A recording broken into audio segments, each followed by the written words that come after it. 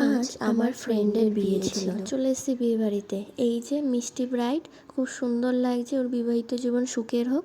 বেশি লেট না করে বসে পড়েছে খেতে। প্রথমেই চলে এসছে ডিমের ডেভিল আর সস, তারপর স্যালাডের সাথে চলে এসছে রাধাবল্লভী আর চানা। দারুণ ছিল খেতে। তারপর এসে ভাত এবং ভেজ ডাল। চলে আসলো ইতিমধ্যেই পটল চিংড়ি, দারুণ ছিল বিশ্বাস করুন।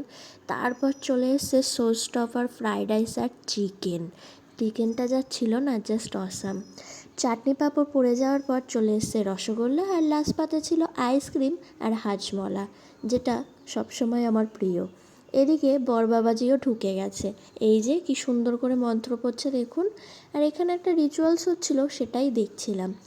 কতগুলো 5জন না 7জন এক মহিলা মোমবাতি নিয়ে ওরা বেরিয়েছিল, বরের চারপাশ দিয়ে পরিক্রমণ করছিল এবং একটা করে গুঁতো দিচ্ছিল কপালে। খুব ভালো লাগছিল দেখে, হাসিও পাচ্ছিল। সেটাই দেখছিলাম। এটা দেখতে দেখতে বাড়ি চলে এসেছিলাম।